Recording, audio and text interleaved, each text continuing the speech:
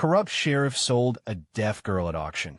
Until the drifter exposed the scandalous truth, they put a 12-year-old deaf girl on an auction block and started bidding on her like cattle. But what happened next in this dusty frontier town will restore your faith in humanity. This is the true story of how one man's $200 bet changed everything, and why sometimes the most powerful voice belongs to someone who can't speak at all. The morning sun burned cruel over Clearwater, casting shadows that looked like black fingers reaching across the dirt. The town square buzzed with voices and the shuffle of boots, but there was something wrong in the air. Something that made decent folks look away and keep walking. Thomas Wade sat his horse at the edge of the crowd, his hat pulled low. He'd ridden into town for supplies, nothing more. Coffee and beans, and maybe a new shirt if he could spare the coin. But the sound of voices raised in bidding made him pause, made him look. The auction block stood in the center of the square like a wooden altar. Most days it held farm tools or livestock. Chickens that squawked and horses that stamped their feet. Normal things. Things that belonged on auction blocks. Today it held a girl. She couldn't have been more than 12, maybe 13 if life had been hard on her. And from the look of her thin arms and hollow cheeks, life had been nothing but hard. Her hair hung in dirty tangles around a face that should have been bright with childhood, but instead carried the weight of too much sorrow. She stood perfectly still while men shouted numbers at her. Her eyes moved from face to face in the crowd, but Thomas could see she wasn't really seeing them. There was something distant in her gaze, something that spoke of a world the rest of them couldn't. $50, called out a fat man in a stained vest. Sweat ran down his face despite the early hour. 60, came another voice from the back. Thomas felt his stomach turn.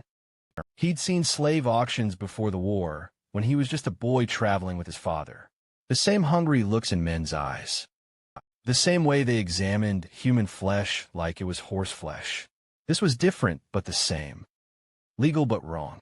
Sheriff Hawkins stood beside the platform, his badge catching the light. He was a big man with hands like ham hocks and a smile that never reached his eyes. Those hands rested easy on his gun belt as he watched the bidding with satisfaction. "This here's a good worker," Hawkins called out to the crowd. "Found her wandering the desert 3 days ago. No family, no home. The territory don't feed strays for free, you understand. Someone's got to take responsibility." The girl's head turned toward the sheriff when he spoke, but her expression didn't change. Thomas noticed she never responded to any of the shouting around her. Never flinched when men raised their voices or laughed too loud. She was deaf. The realization hit him like a fist to the chest. This child couldn't hear the bids being made for her life. Couldn't hear the crude comments some of the men were making about what they'd have her do once they owned her. She stood in a world of complete silence while her fate was decided by voices she would never hear. 75, shouted the fat man, licking his lips. Thomas had seen enough cruelty in his 43 years to fill several lifetimes. He'd fought in a war that taught him humans could do terrible things to each other.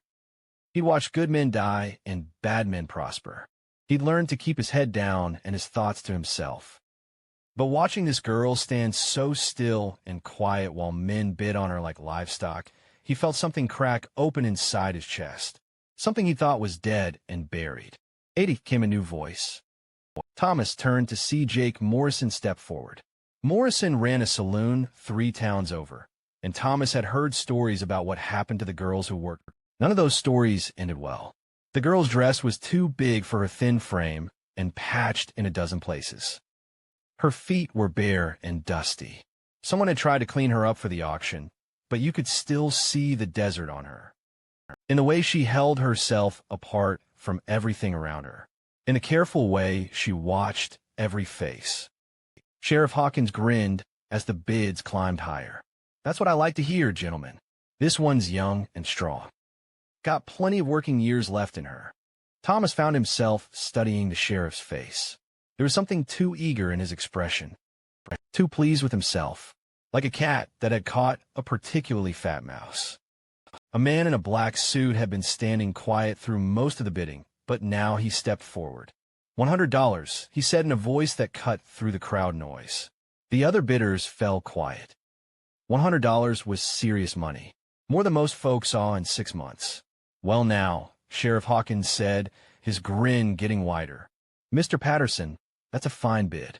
Thomas knew Patterson by reputation. He owned a mining operation up in the hills where men went in healthy and came out broken, if they came out at all.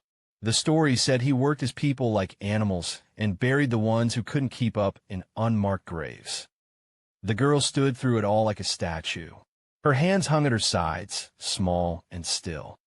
Every now and then she would blink, slow and deliberate, like she was trying to wake up from a bad dream. Thomas felt his horse shift beneath him, restless in the heat. He should ride away, should mind his own business like he'd been doing for the past 20 years. This wasn't his fight. This wasn't his problem. But those small, still hands wouldn't leave his mind. The way she stood so alone in the middle of all those voices she couldn't hear. Going once, Sheriff Hawkins called out. Thomas found himself remembering his sister Sarah. She'd been about this girl's age when the fever took her. Before she died, she'd gone deaf for a few days. The sickness had stolen her hearing, and Thomas remembered how lost she'd looked. How scared. Going twice. The crowd held its breath. Patterson stepped closer to the platform, already reaching for his wallet. His eyes were fixed on the girl with a look that made Thomas's skin crawl. In that moment of silence, Thomas saw something that stopped his heart. The girl was looking right at him. Not through him like she'd been looking at the others, but at him. Her eyes were brown and deep, and in them he saw a question that had no words. Help me. She couldn't speak it, couldn't even hear herself think it. Maybe. But the question was there in her eyes as clear as if she'd shouted it across the square. Thomas had spent 20 years running from questions like that. 20 years telling himself it wasn't his place to be anybody's hero. He'd learned the hard way that trying to save people usually just got you hurt. But something in those brown eyes reached right through all his careful defenses and grabbed hold of the man he used to be. The man he'd been before the war taught him that caring was dangerous. Sheriff Hawkins raised his hand for the final call. Going THR, $200. The words came out of Thomas's mouth before he'd even decided to say them. His voice carried across the square like a gunshot, and every head turned to look at him. He sat his horse at the edge of the crowd, still as stone, but something had changed in the air around him, something that made the closer men take a step back without quite knowing why. The girl was still looking at him, and for just a moment, the smallest smile touched the corner of her mouth. But Sheriff Hawkins's face had gone dark as a thundercloud, and Thomas realized he'd just stepped into something much deeper and more dangerous than a simple auction. The silence stretched like a held breath across the town square. Every eye was fixed on Thomas, measuring him, wondering who this stranger was and where he'd found the gall to outbid Patterson by $100.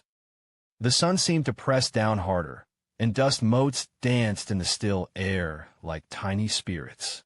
Thomas kept his hands loose on the reins, but his heart was hammering against his ribs. $200 was more money than he'd seen in one place for 3 years. It was his horse money, his gun money, his winter coat, and boots money. It was everything he'd scraped together from odd jobs and poker games and the slow, careful work of staying alive. But the girl was still looking at him with those deep brown eyes, and he found he couldn't think about money. Sheriff Hawkins recovered first, that political smile sliding back over his face like oil over water. Well, looks like we got ourselves a real bidding war. He gestured toward Thomas with one meaty hand. You're new in town, friend.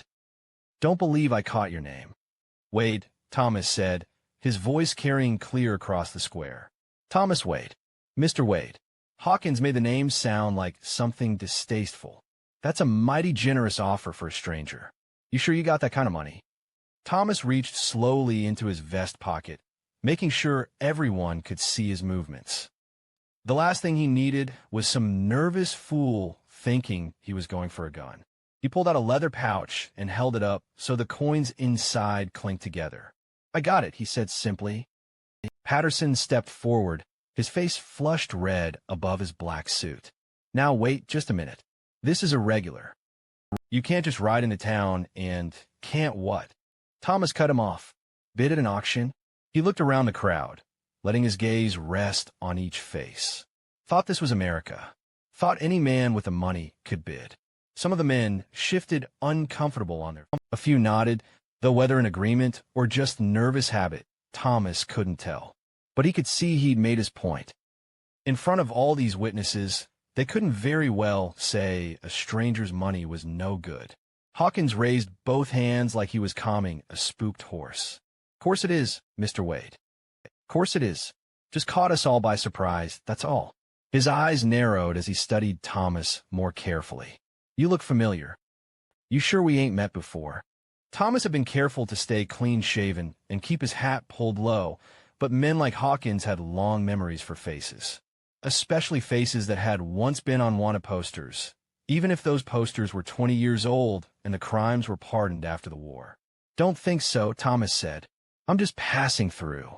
The girl had turned to watch this exchange, her head moving back and forth between the men like she was following a conversation she couldn't hear. But Thomas could see she was reading something in their faces, in the tension of their bodies.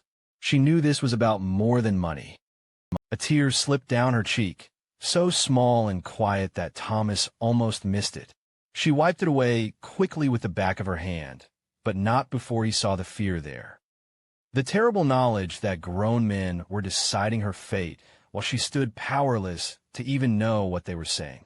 That single tear did something to Thomas that all the violence and cruelty he'd witnessed in his life had not managed to do. It broke the last wall around his heart, shattered it like glass. He'd told himself for 20 years that he was done being a hero, done trying to save people who didn't want to be saved or couldn't be saved, or who just end up dead anyway despite his best efforts. The war had taught him that good intentions pave the road to hell just as surely as bad ones. But this was different. This was a child who couldn't even hear her own voice, being sold to men who would use her up and throw her away. This was innocence being fed to wolves while the law itself held her down. Thomas had been a lot of things in his life. Soldier, gambler, drifter, gunfighter when he had to be. He'd been a son and a brother and a man who'd once believed the world could be made better if good people were willing to fight for it. Maybe that man wasn't as dead as he'd thought. "So we got a deal, Sheriff?" Thomas asked, his voice steady despite the storm in his chest. Hawkins glanced at Patterson, and some silent message passed between them. Thomas filed that look away for later consideration. Whatever was happening here, those two were in it together. "Well," Hawkins said slowly, "there's still the matter of the paperwork. See, taking custody of a ward of the territory that requires certain guarantees. Proof that you can provide proper care and supervision." Thomas felt his jaw tighten. "What kind of proof?" "References. Character witnesses. Maybe a local business owner who can vouch for your intentions." Hawkins's smile was getting uglier by the minute. "Takes time to process all that. Could be days. Maybe weeks." The trap was closing, and Thomas could see its teeth. They'd take his money and then find some excuse to deny him custody. Meanwhile, the girl would disappear, probably sold privately to Patterson or someone worse. By the time Thomas could raise any legal objection, she'd be long gone. Around them, the crowd was getting restless. Some folks were drifting away, sensing this was no longer entertainment, but something darker. Others pressed closer, drawn by the smell of conflict like buzzards to carrion. Thomas looked at the girl again. She was watching him with an intensity that made his chest ache. Somehow, without being able to hear a word, she understood that her fate hung on whatever happened next. He thought about Sarah again, about how she'd looked at him in those last days when the fever had her. The same desperate trust, the same unspoken plea for someone, anyone, to make the badness stop. He'd been too young to save Sarah. Just a scared kid watching his little sister slip away, while the grown-ups stood around looking helpless. But he wasn't young anymore, and this time he had choices Sarah had never been given. Thomas swung down from his horse, landing light on his feet despite his 43 years. The movement was fluid, easy, but something about it made the crowd take a collective step back. There was a quality to the way he moved that spoke of violence held carefully in check. He walked through the crowd toward the auction block, and men parted before him like water. His boots made soft sounds in the dust, barely whispers, but in the nervous quiet they seemed loud as drumbeats. When he reached the platform, he looked up at the girl and saw her watching his face with fierce concentration. She was trying to read his intentions in his expression, trying to understand if he was salvation or just another kind of danger. Thomas had never been much good with children, had never married, never had kids of his own. But looking into those frightened brown eyes, he found words he didn't know he possessed. "It's going to be all right," he said, speaking directly to her even though he knew she couldn't hear him. But maybe she could read lips. Maybe she could see the promise in his face. For just a moment, her expression softened. The fear didn't leave, but something else crept in alongside it. Something that might have been hope. Sheriff Hawkins stepped closer, his hand resting casual-like on his gun. "But, Mr. Wade, I'm going to have to ask you to step back. This is official territory business now." Thomas turned to face the sheriff, and when their eyes met, Hawkins saw something there that made his confident smile falter. Something cold and final and utterly without compromise. "The way I see it," Thomas said quietly, "I made the winning bid. That makes this my business now." The words hung in the air between them like a challenge thrown down in the dust, and Thomas knew there would be no walking away from what came next. The crowd had gone quiet as a graveyard. Even the horses seemed to sense the change in the air, shifting restless on their feet and snorting soft warnings. The sun climbed higher, casting shorter shadows, but the heat between Thomas and Sheriff Hawkins could have melted iron. Thomas kept his hands loose at his sides, but every muscle in his body was coiled like a spring. He'd been in enough fights to know when words were about to give way to violence. The sheriff's hand hadn't moved from his gun, and his eyes held the flat, dangerous look of a man who'd killed before and wouldn't hesitate to do it again. "You're making a mistake, Wade," Hawkins said, his voice low and carrying. "This girl ain't what you think she is." "What's that supposed to mean?" Hawkins glanced around the crowd, making sure he had their attention. "See, what I didn't mention before is that this child here is dangerous. Found her standing over a dead body 3 days ago. Blood on her hands and everything." A murmur rippled through the watching people. Thomas felt his stomach drop, but he kept his face stone still. On the platform, the girl was watching both men with growing alarm. She couldn't hear the accusation, but she could read the change in people's faces. The way some of them were looking at her now with suspicion and fear. "That's a lie," Thomas said. "Is it?" Hawkins pulled a folded paper from his vest pocket. "Got the report right here. Found her next to old Jim Cartwright's body out by Miller's Creek. Jim had been stabbed right through the heart. Thomas knew he was being played, but the sheriff was good at his game. The crowd was buying every word, their earlier sympathy for the girl evaporating like dew in the desert sun. "Course, she can't tell us what happened," Hawkins continued with false sympathy. "Being deaf and all. Can't explain herself. But blood don't lie, and she was covered in it." The girl was crying now, silent tears streaming down her face. She could see the accusation in every face, feel the hatred building around her like a wall. Her small hands were shaking, and she kept looking at Thomas with desperate eyes, begging him to understand something she had no way to tell him. Thomas studied her face, her posture, the way she held herself. He'd seen killers before, young and old. They all carried violence in their bones, in the set of their shoulders, in how they moved through the world. This child carried nothing but fear and sorrow. "She didn't kill anybody," he said with quiet certainty. Hawkins laughed, but there was no humor in it. "How can you be so sure?" You don't even know her." "Because I know what a killer looks like. And she ain't one." "Pretty words, Wade. But the law is the law. This girl needs to stand trial for murder before she can go anywhere." Hawkins's smile was sharp as a razor. "Could take months to sort out. Maybe years. It was a neat trap. take Thomas's money for the auction, then lock the girl away on murder charges. By the time any trial happened, if it ever did, she'd be dead or broken or disappeared entirely. Meanwhile, Hawkins and Patterson would split the profits from whatever arrangement they'd really made. Thomas looked around the square at the faces watching him. Most were strangers, but he could see a few that troubled him. Men with hard eyes and easy smiles, the kind who made their living off other people's pain. But there were others too. A woman in a faded dress who was watching the girl with maternal concern. An older man leaning on a walking stick, his face creased with doubt about the sheriff's story. A few cowboys who looked uncomfortable with the whole business. Funny thing about that report, Thomas said, raising his voice so everyone could hear. Mind if I take a look at it? Hawkins's grip on the paper tightened. Don't see why that's necessary. Humor me. I can read well enough to understand what it says. For just a moment, uncertainty flickered across the sheriff's face. Then his jaw hardened. This is official territory business. I don't have to show you nothing.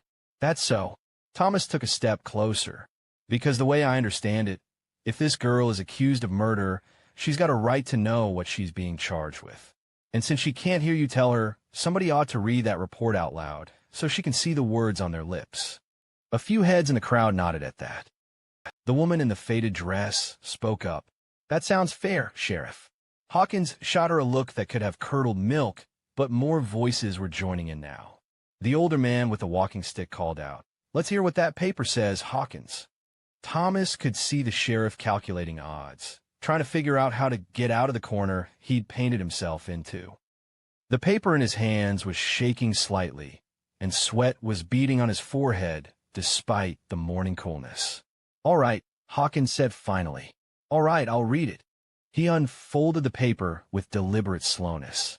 Says the body of James Cartwright was found by Deputy Morrison on the morning of. His voice trailed off. On the morning of what? Thomas pressed. Hawkins cleared his throat and started again, but Thomas was already moving. In 2 quick steps, he closed the distance between them and snatched the paper from Sheriff's hands. "Hey!" Hawkins reached for his gun, but Thomas was already stepping back, the report held high where everyone could see it. "This paper," Thomas called out to the crowd, "is blank." A shocked silence fell over the square. Thomas turned the paper so everyone could see both sides. Not a word written on either. "Blank as a baby's conscience," he continued, his voice carrying to every corner of the square. "No report, no dead body, no murder." He looked directly at Sheriff Hawkins. "Just lies." The sheriff's face had gone purple with rage. "You son of a careful now," Thomas warned, his voice dropping low and dangerous. "There's ladies present." But Hawkins was past caring about proprieties. His hand closed around his gun, and Thomas could see murder in his eyes. Not the cold, calculated killing of a lawman doing his duty, but the desperate violence of a man caught in his own web of lies. "Maybe there ain't no report yet," Hawkins snarled. "But there's about to be a shooting. You're interfering with official business, Wade. That's a crime in this territory. So is selling children," Thomas replied calmly. The words hit like a slap. Around the square, people were beginning to understand what they'd really been watching. Not a legal auction of a ward of the territory, but something much darker. Something that made them complicit just by standing there and letting it happen. Patterson, who'd been quiet through this whole exchange, suddenly stepped forward. "This has gone far enough. Sheriff, just shoot him and be done with it." The mask was off now. No more pretense about legality or proper procedure. Just naked greed and the willingness to kill anyone who stood in its way. Hawkins drew his gun in a smooth, practiced motion. He was fast, Thomas had to give him that. But Thomas had been ready for this moment since the first lie left the sheriff's lips. His own Colt appeared in his hand like magic, the barrel steady and sure, pointed right at Hawkins's chest. The sheriff froze with his gun only halfway clear of its holster. "I wouldn't," Thomas said quietly. Around them, the crowd scattered like startled birds. Women grabbed their children and ran for cover. Men dove behind wagons and water troughs. In seconds, The square was empty except for Thomas, the sheriff, Patterson, and the girl who stood silent and terrified on the auction block. "You think you're fast enough?" Hawkins asked, his voice tight with strain. "I know I am." It was true. Thomas could see it in the sheriff's eyes, the moment he realized he'd drawn on the wrong man. Maybe 20 years ago, when Thomas was young and his hands were steady from practice, it would have been close. Now, with the sheriff's gun half drawn and Thomas's Colt already aimed and cocked, it wasn't even a contest. "But I don't want to kill you," Thomas continued. "I just want the girl." "Can't do that," Hawkins said, though his voice lacked conviction now. "She's territory property." "No," Thomas said, and there was finality in his voice like the closing of a book. "She's not property at all. She's a human being, and she's coming with me." The silence stretched between them like a taut rope, ready to snap at the slightest movement. And in that silence, the girl did something that changed everything. She stepped down from the auction block and walked to Thomas's side. The girl's bare feet made no sound as she crossed the dusty ground, but her movements seemed to echo through the empty square like thunder. She walked with her chin up and her shoulders straight, no longer the trembling child who had stood helpless on the auction block. In choosing to stand beside Thomas, she had found something that had been taken from her long ago. She had found her voice. Sheriff Hawkins watched her approach with growing desperation in his eyes. His gun hand was starting to shake from holding the weapon half drawn for so long. Sweat ran down his face in streams, cutting pale tracks through the dust. "Get back up there, girl," he ordered, though his voice cracked on the words. "You ain't going nowhere with this man." The girl looked at Hawkins with steady brown eyes and did something that made Thomas's heart clench. She reached out and took his free hand in both of hers. Her small fingers were warm and callous from hard work, and they held on to him like he was the only solid thing in a world gone mad. Thomas felt the weight of that trust settle over him like a blanket. This child who had every reason to fear grown men, who had been betrayed by the very people who should have protected her, was placing her life in his hands.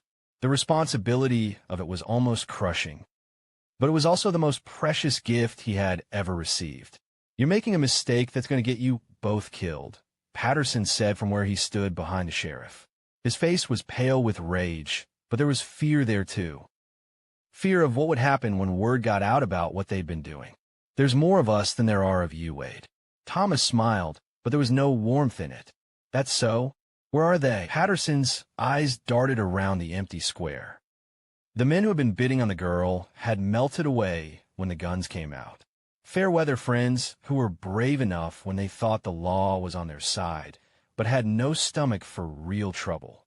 "They'll be back," Patterson said, but he sounded less certain now. "Maybe," Thomas agreed, "but you won't be here to see it." He could have shot both men where they stood. It would have been easy and probably safer in the long run.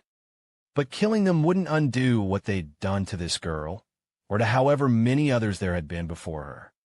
And he was tired of killing, tired of solving problems with violence. Besides, he had a better idea. "Here's what's going to happen," Thomas said, his voice carrying clearly in the still air. "The sheriff here is going to put his gun away and walk to his office. He's going to pack up whatever he can carry, and then he's going to ride out of town. Same goes for you, Patterson." "You can't," Hawkins started to protest. "I can and I am," Thomas cut him off. "Because you see, I've got something you don't." "What's that?" Thomas nodded toward the buildings around the square. Faces were peering out from windows and doorways. The townspeople who had scattered when the shooting started were still there, still watching, still listening. "Witnesses," Thomas said simply. "Every person in this town now knows what you were really doing here.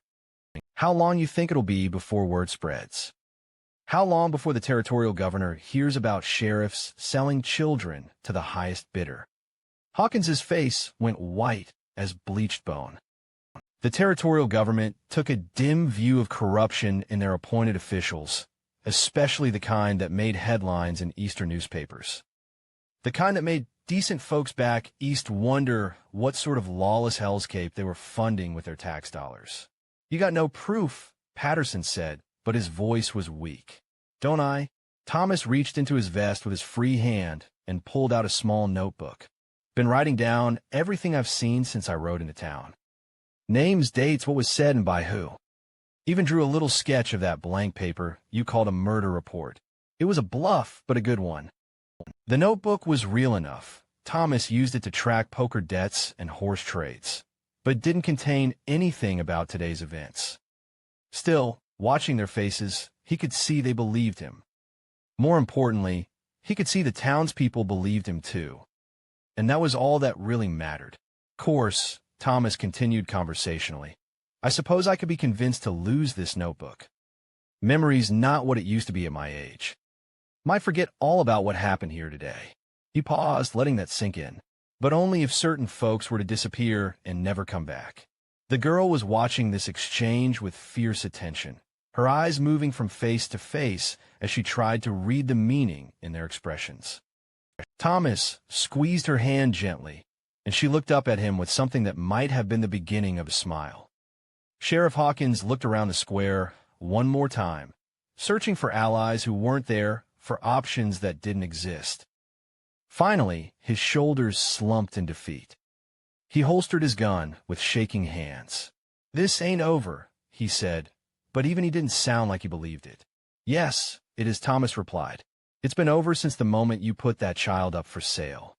Hawkins and Patterson walked away without another word, their boots dragging in the dust like men heading to their own funeral.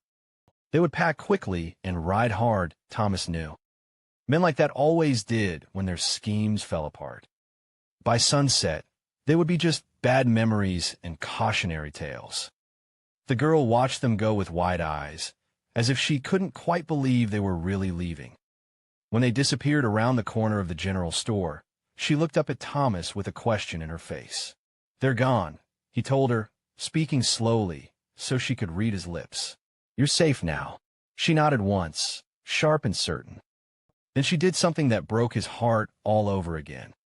She reached up with one small hand and touched his cheek, her fingers tracing the lines that 20 years of hard living had carved there. In her touch, he felt forgiveness for all the times he had walked away. Forgiveness for all the people he hadn't saved, all the wrongs he hadn't righted. This one act of courage, this one choice to stand up when it mattered, somehow balanced the scales of all his failures. People began emerging from their hiding places now, cautious at first, then with growing confidence. The woman in the faded dress approached them with tears in her eyes. "That was a brave thing you did, mister," she said. "A good thing." Thomas nodded his thanks, but kept his attention on the girl. She was looking around the square with new eyes, seeing it not as a place where she had been sold like livestock, but as the place where someone had finally stood up for her. "What's your name, child?" the woman asked gently. The girl pointed to herself and then pressed her lips together, shaking her head. She couldn't speak, Thomas realized. The silence that surrounded her was complete. But it didn't matter. Names were just words, and words were just sounds. What mattered was the spirit that lived behind those brown eyes, the strength that had carried her through horrors no child should face, and the trust she was offering to a broken-down drifter who had found his courage again when it mattered most. Thomas looked down at her and made a promise without words. He would protect her. He would find her a good home with good people. He would make sure she never again stood alone while the world decided her fate. And maybe, in saving her, he had managed to save something in himself as well. The sun was climbing higher now, burning off the last of the morning coolness. It would be a hot day, but somehow the heat didn't seem so oppressive. The girl's hand was still in his, warm and trusting, and for the first time in 20 years, Thomas Wade felt like he was exactly where he belonged. Some victories, he reflected, couldn't be measured in gold or glory. Some victories were as quiet as a deaf girl's smile and as lasting as the moment when a man remembered what it meant to be human.